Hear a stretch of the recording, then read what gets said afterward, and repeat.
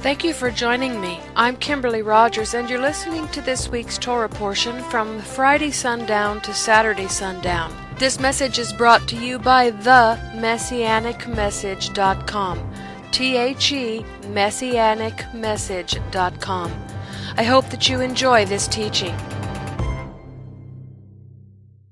And before we get started, let's say a word of prayer.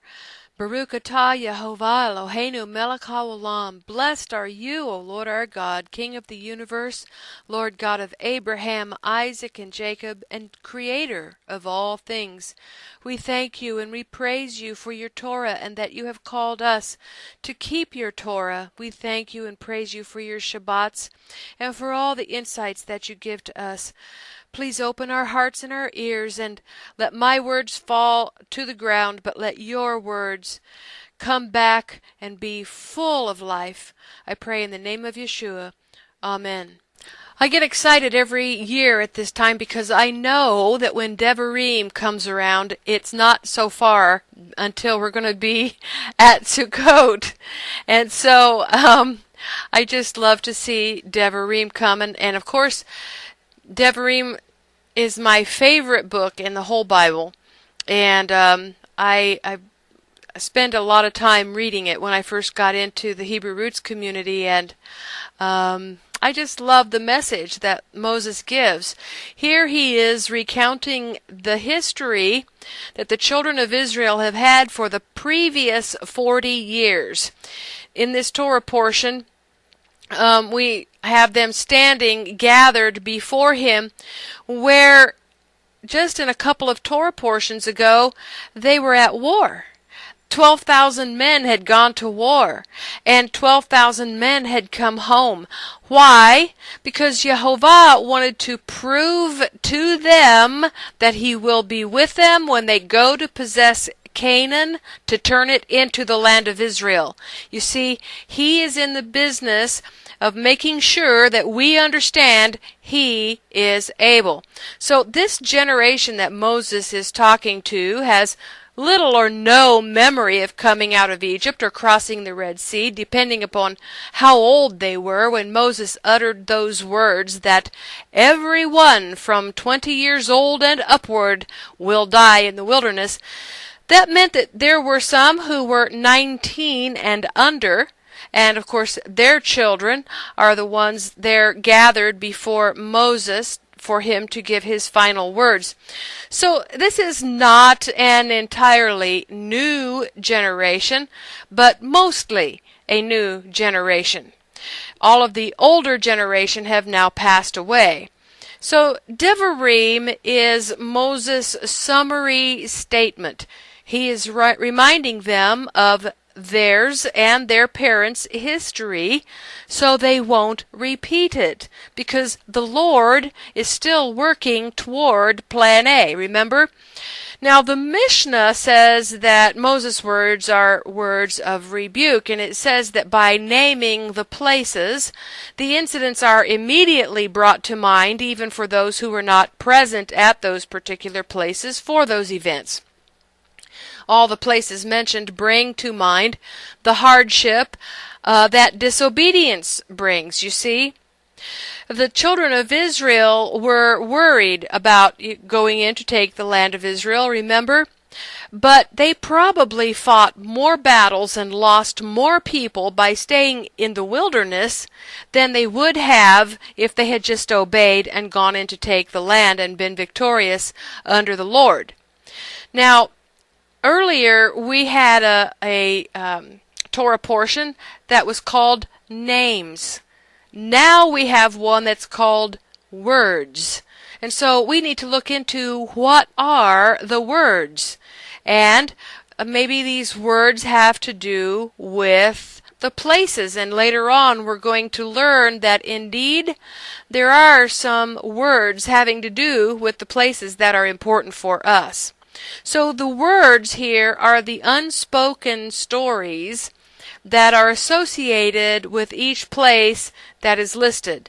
That's part of what the words, or Devarim, is about. And as we go along, we'll get some more interesting information about what Devarim is about. Deuteronomy gets its name from Deuteronomy chapter 17, verses 18 and 19. Let's go over there and read that. And it shall be when he sits upon the throne, that's a king, when the children of Israel decide that they want to have a king, and when that king sits upon the throne of his kingdom, that he shall write him a copy of this law in a book, out of that which is before the priests, the Levites. And it shall be with him, and he shall read therein all the days of his life, that he may learn to fear the Lord his God, to keep all the words, the dabar, of this law, and these statutes to do them. So the book of Deuteronomy, Devarim, actually comes from the instruction given to kings about the words, the dabar. And so we need to understand that Deuteronomy, as well as the other 4 books of the Torah, are there for us to learn to fear the Lord our God. You see, it's not there just for us to hear it or read it and then not do it. We need to learn to fear the Lord our God and cause ourselves to do what we read. Now, scholars debate whether or not Moses actually wrote this book. The reason for that is because some people believe that Devarim contains a completely different set of commandments from those given in Exodus, Leviticus, and Numbers. That idea actually comes from a mistranslation of a Greek word in the Septuagint, which says Moses delivered a second law. But Deuteronomy is also different from the preceding 4 books of the Torah in that it, number 1, is mostly historical narrative into which law codes were inserted. This is another reason why the construct and the commandments vary. 2, it consists of the speeches that Moses delivered to the children of Israel as they prepared to enter the promised land. 3, instead of being composed from a variety of sources, it is essentially from one source, the person Moses.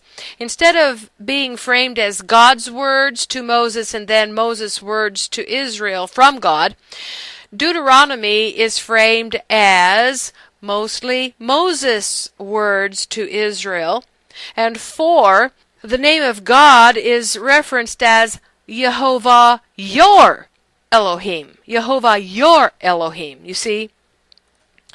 Now, we had the very first set of commandments that the first generation would not follow, given to us in Exodus, Leviticus, and Numbers. But now this second generation, who has been taught Exodus, Leviticus, and Numbers, is getting ready to enter the land, and they need this reiteration of the laws. But there's some things missing in the book of Deuteronomy, and there are some things added in the book of Deuteronomy. And it's this variation that causes people to think that Moses was, some people even say, doing away with that Exodus, Leviticus, and Numbers stuff, and giving a whole new set of commandments, and this is the set that we need to keep now, if you can believe that people would be that ridiculous. But now let's get back to looking at some of those variations. For instance, when the Lord gave the commandment not to commit idolatry, He gave us a couple of verses there in Exodus 20.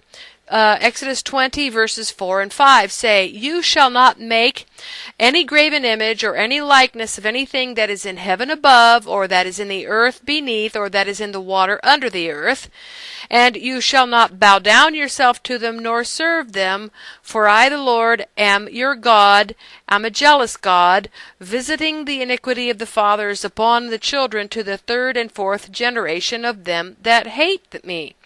But in Devarim 4, we get a long and detailed list of created things that the Lord says don't make an image of this. You see? So Moses is teaching the same thing that was given at Mount Sinai, but he's giving more commentary on it. You see? And now let me give you an example of a commandment that shows up in Leviticus but does not show up in Devarim. Leviticus 19:32. You shall rise up before the hoary head and honor the face of the old man and fear your God, I am the Lord. So you see, we can find it both ways, that Deuteronomy expands on some of the commandments, and some of the other commandments are not in there. And here's another one that is in Deuteronomy or Devarim that is not in any of the other 4 books, and that is Deuteronomy 22:6. If a bird's nest chance to be before you in the way, in any tree or on the ground, whether they be young ones or eggs, and the dam sitting upon the young or upon the eggs, you shall not take the dam with the young. So it is clear now that there was a special purpose in the way Moses' final words were being given. And I believe it was to finish giving the commandments in order to complete the 613, as it were, and to emphasize those things most important to the children of Israel for their future, and those things with which the children of Israel had had trouble. Devarim is a structured and legal document, but it's also a prophetic document. And so we're going to take a look at why Devarim is a legal document and is structured like a legal document, and at the same time is a prophetic one. As a legal document that also has prophetic significance, we must understand that Moses wrote and spoke it in such a way as to cause the children of Israel to recall their covenant with Jehovah. That's the legal part. The reason for him doing this is so that in the future, when those future prophesied events occurred, as they did in the writings, and that they will again in our future, they would know, and we will know, where the legal precedent comes from for Jehovah to put us through the bitter water ordeal and the fire baptism that will be our Red Sea incident, and it lays the precedent for how and why he can go against our enemies and fight on our behalf. Now, when this writer, his name is Cristoforo Unterberger, he's the author of the Torah of Moses, when he says, quote, Deuteronomy provided the key that unlocked the structure of the Torah and the prophets in modern scholarship. Close literary and historical study of this book inspired a revolution within biblical studies that opened new ways of viewing the Torah and the prophets of the Hebrew Bible. How did this happen? Once analysts linked Deuteronomy to the reform of King Josiah of Judah in the 1600s BCE, they realized that the principles articulated in this book provided the lens through which the history of Israel had been written in the books of Joshua through Kings. Well, the history actually proves the prophetic aspect of Devarim. This is also the provision for the legal basis for the actions that Jehovah took against his people back then and in the future. Folks, if you really want to know what Devarim is, it's actually a legal brief. Today in the modern world, we call it a debriefing, you see. Simultaneously, it is a warning to that generation going into the land about what would happen to their ancestors, and in the end, it's a warning to us as well. The Apostle Paul understood that as well. He said that the things written in the Torah, that's the first 5 books, were given to us as examples. And in 1 Corinthians chapter 10, starting at verse 6, Paul also lists incidents in the desert, things that happened, events. So let's go and read those, starting at verse 6. Now these things were our examples, to the intent we should not lust after evil things as they also lusted. Who is the they? Well, that's the children of Israel who were wandering in the wilderness. Neither be ye idolaters, as some of them were, as it is written. The people sat down to eat and drink and rose up to play. We know that that is an incident referring to the golden calf. Neither let us commit fornication, as some of them committed. That's referring to the men of Israel getting involved with the daughters of Midian. And they fell in one day 23,000. Neither let us tempt Yeshua, as some of them also tempted and were destroyed of serpents. Neither murmur you, as some of them also murmured and were destroyed of the destroyer. So you see, here we have a list of some of the larger incidents that happened in the wilderness. And so, with that, let's talk about what's going on in Deuteronomy 1:1. It's kind of got a tone here, this Torah portion. The opening sentence is the tone of a man who is, while tired, he is intent on making a point and leaving something of great value behind him, because he knows that this is his last chance to give testimony to the children of Israel. So the idea here is that he is repeating the former behavior by mentioning the places, as I said earlier. So Devarim also describes the punishments that will befall the children of Israel if they repeat those mistakes that their parents made, see? And, of course, the Lord knows that future generations will disobey. And so, in Deuteronomy 1:1, it says, These are the words which Moses spoke to all Israel on this side Jordan, in the wilderness, in the plain, over against the Red Sea, between Paran and Tofel and Lavan and Hazaroth and Di-Zahav. Now, that's how Moses begins the book of Deuteronomy, with this list of places that were, where they committed major sins. Now, that generation that stood before Moses there were bond servants, you see. Their parents had committed them to being bond servants. But they became bond servants as a nation. I've taught on this before. We become bondservants as individuals by choice and not by physical birth. But those people, they were bondservants by physical birth, yet they still needed to make that spiritual choice, you see, and many of them did not make that spiritual choice. We today make this spiritual choice, but the physical one, the one of which tribe do we belong to, will be made for us. So their physical choice was made for them. Our physical choice is not made for us. They were responsible for making their spiritual choice, and we are responsible for making our spiritual choice as well. One way or another, though, we're all bond servants, and because of the mutual bond servantship that was in that generation, and that is in this generation, the book of Devarim intimately connects to the book of Revelation, because it is specifically written to two generations. First to that one at Jordan, and then to the end time bondservants.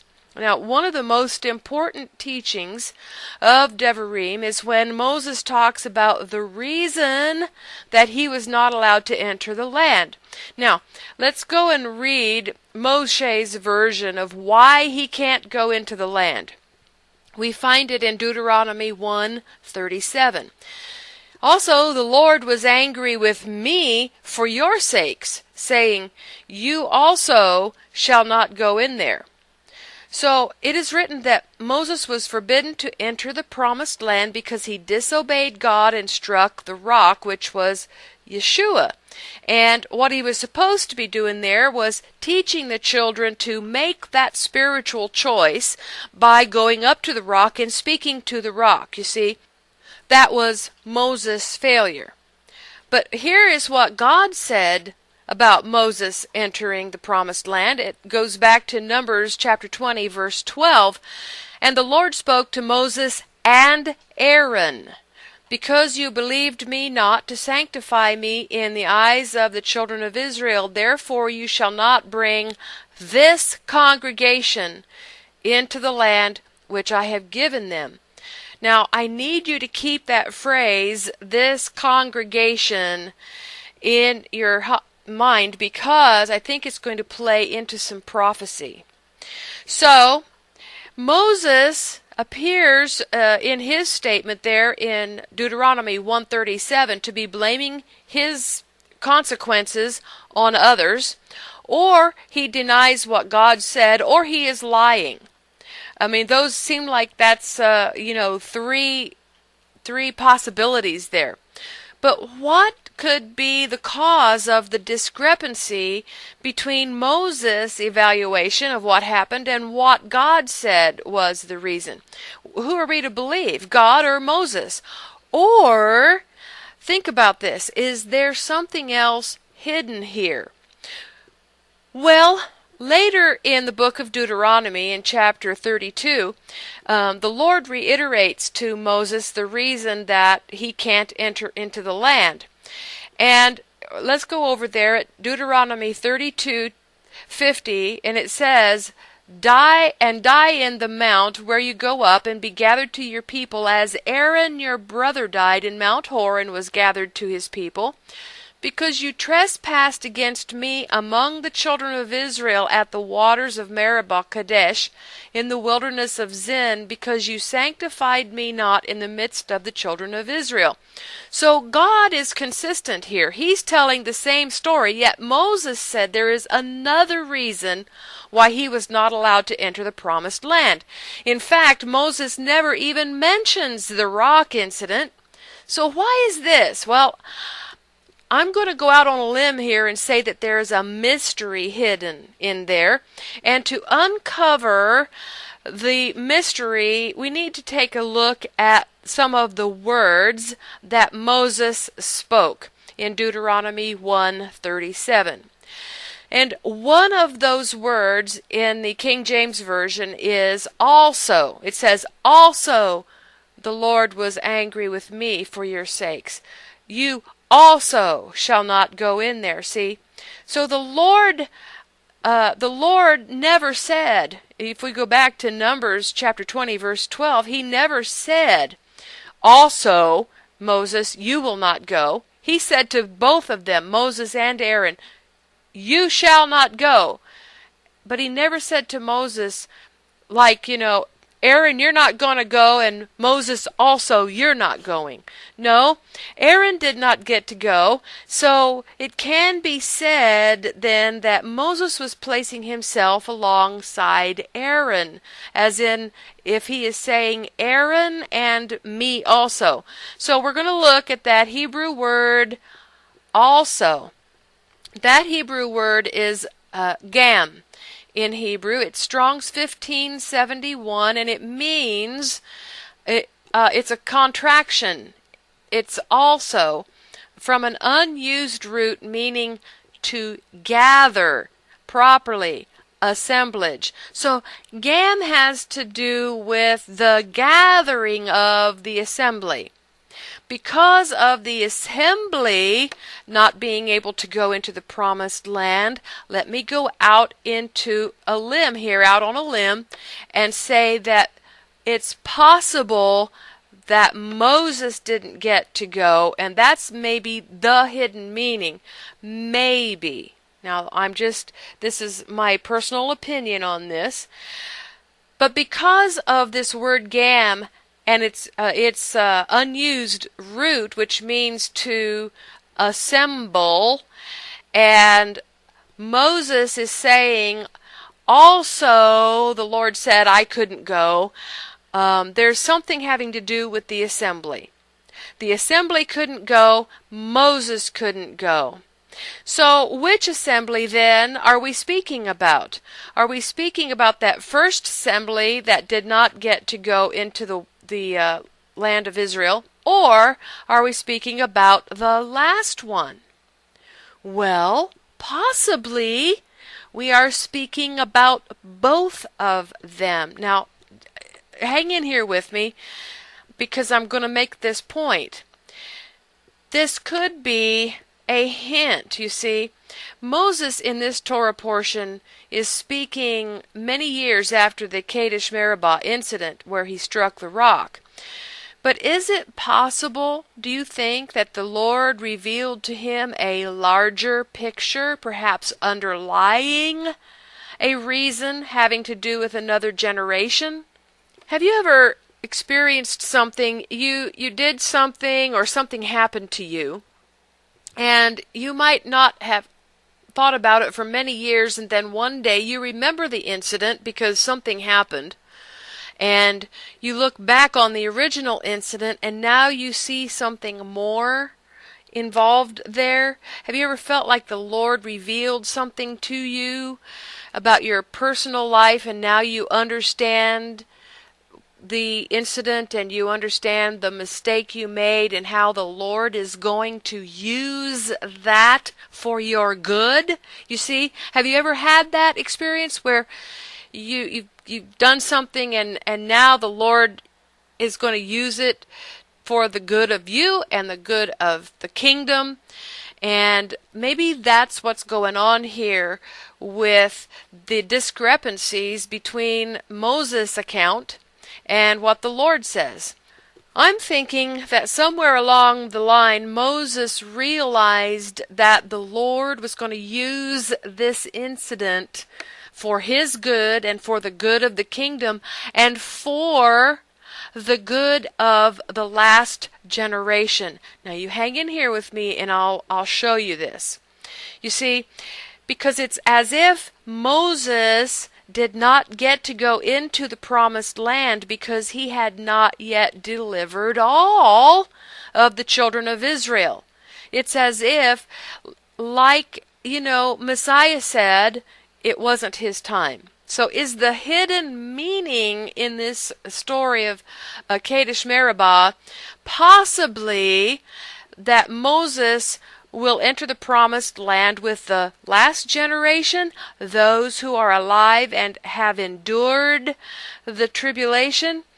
Yeshua made it clear that God has a time for everything, and we also know that all things work together for good to them that love the Lord. And so the Lord can take a messy situation and can turn it around and make it good for His kingdom. And I'm wondering if that's not what is happening here, and Moses knows it. Moses has been given the insight that he's going to play a role into actually delivering a generation into the promised land. So hang in here with me, because God has timing for everything. In John chapter 7 verse 6, Yeshua said to them, "My time is not yet come." And in Matthew 26:18, he said, "Go to the city to such a man and say to him, the master says, my time is at hand." So you see, the Lord is in control of all the timing, and it's just awesome how He can use the messes we make for the good of His kingdom. Ecclesiastes chapter 3 is all about appropriate time and timing as well.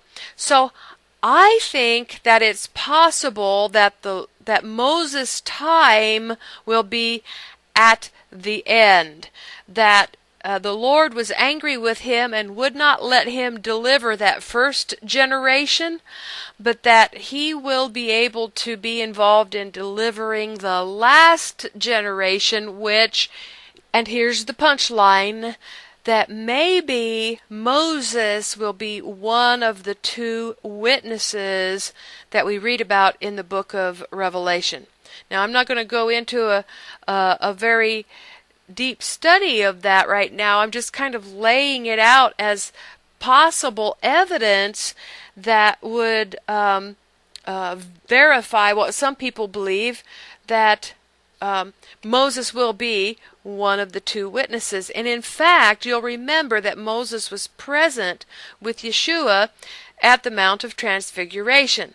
This being said, Moses' punishment must have a much deeper meaning, right?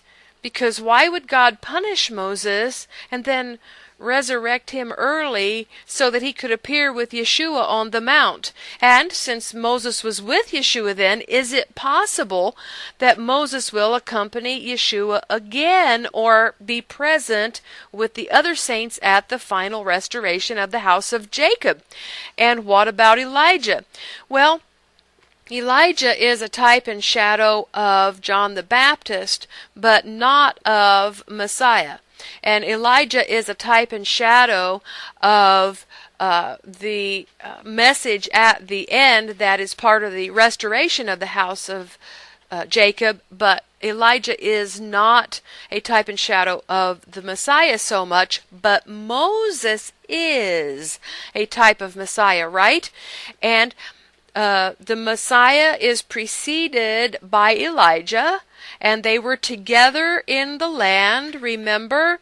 And so you had John the Baptist and you had the Messiah, and so you have at the end Elijah representing John the Baptist, or the Elijah message again, and you have Moses, the type of Messiah, right, who are maybe the two witnesses. See, we don't know very much about those two witnesses, and we're just speculating now, but Yeshua the Messiah is going to be the one to deliver us into the promised land, but it seems to me that Moses' entry was delayed until the time that Yeshua delivers us into the promised land, and it's as if Yeshua is bringing Moses along so that Moses can deliver a generation into the promised land.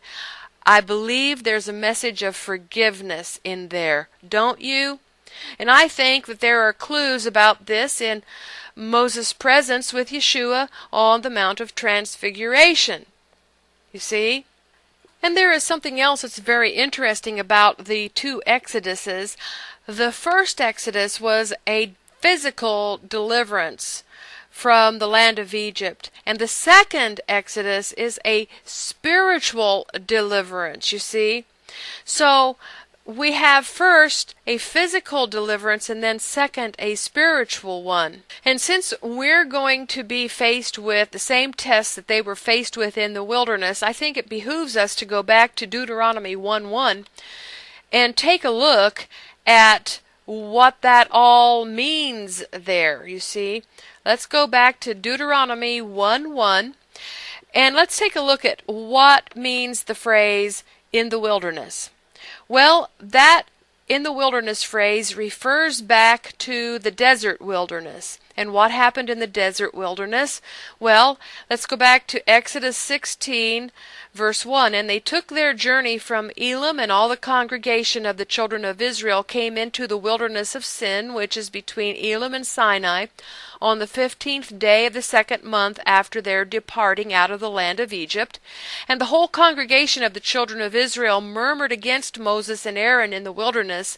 And the children of Israel said to them, Would to God we had died by the hand of the Lord in the land of Egypt, when we sat by the flesh pots, and when we did eat bread to the full. For you've brought us forth into this wilderness to kill this whole assembly with hunger. Now, let's remember what happened on the 14th day of that first month. Of course, we know it was Passover, and all the firstborns were redeemed. 1 month and 1 day later, the children of Israel are complaining of being without food. Now, this generation that we're in right now, we have an attitude and a behavior, and we believe that we are entitled to being cared for by the beast government. So some of the people that are going to be in the camps will complain about the lack of whatever, money, food, comfort. The lesson, though, for us is that we need to not be complainers even when we're tired and hungry and scared, you see.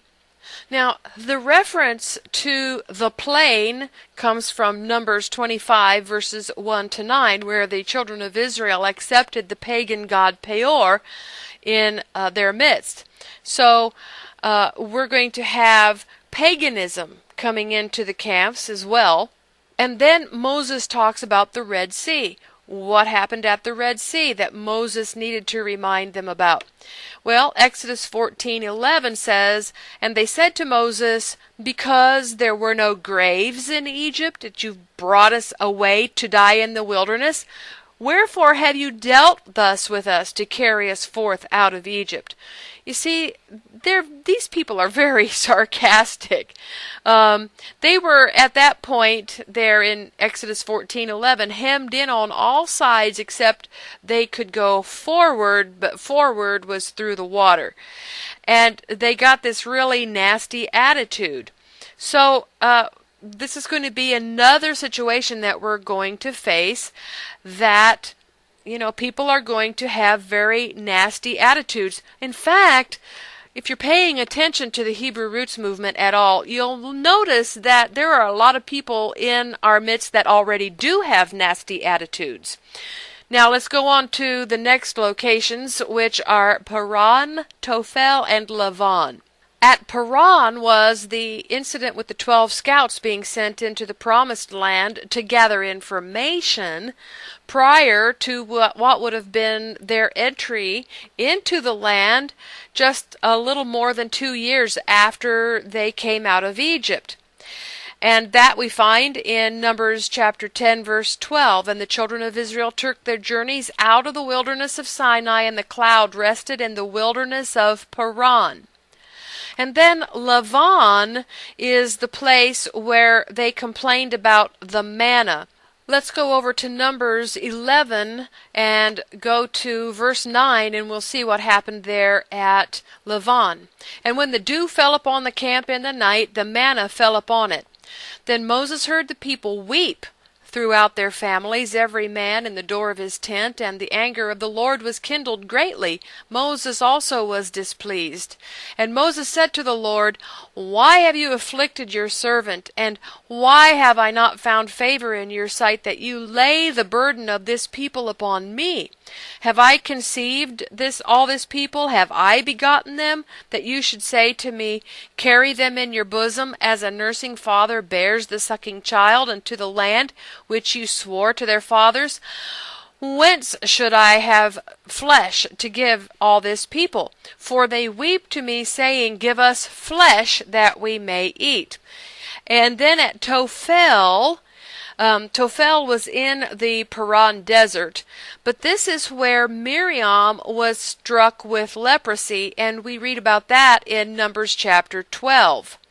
Hazaroth is the place where the insurrection of Korah took place. You see, we're going to have people who are going to try to create their own faction within the camps of the righteous. Di-Zahav means enough gold, literally. Di-Zahav. Zahav is gold, Di is enough. Enough gold, that's the golden calf incident. And so what we're learning here is that all of these places are actually examples of wrong attitudes. And wrong attitudes lead to the commission of sin. This is why we need to get our attitudes adjusted when we're going through the Great Tribulation. That's one of the things that the Great Tribulation is for. It's to get our attitude adjusted before we go into the land. Now, I also want to draw your attention to an anomaly. First, we've had the discussion about the structure of Deuteronomy and what it really is, which is it's a debriefing session that Moses is having for 5 weeks with the children of Israel. And then we had maybe a hidden meaning of how the Lord is going to use Moses in the end of days to possibly help to bring the children to deliver a generation Because Moses was going to deliver that first generation and he didn't get to, so maybe, he'll be instrumental in delivering the last generation as one of the witnesses. We'll have to wait and see on that. And then we went through this list of places, and there's an anomaly in the sequence in the way that they're listed in Deuteronomy and opposed to the way that they're listed throughout the scriptures. Now, sequentially in Scripture, we see them as the Red Sea incident, the desert wilderness, Di-Zahav, Paran, Tofel, Lavan, and Hazaroth, and the plain, you see. And Moses' list, though, is different. It is the desert wilderness, the plain, the Red Sea, Paran, Tofel, Lavan, Hazaroth, and Di-Zahav. Again, I'm asking you to consider something that I'm going to present to you, just like with the Moses thing, and I hope I explained that well. Do you think it's possible that this seemingly insignificant switching of events could be prophetic? Well, of course, you know me, I believe it's possible. Why? Because there is a prophetic teaching that at the second Exodus we will leave peaceably and without the ruckus of the first Exodus. Therefore, the first thing that we will face is hunger. So the first thing is that we'll have the complaint of no food.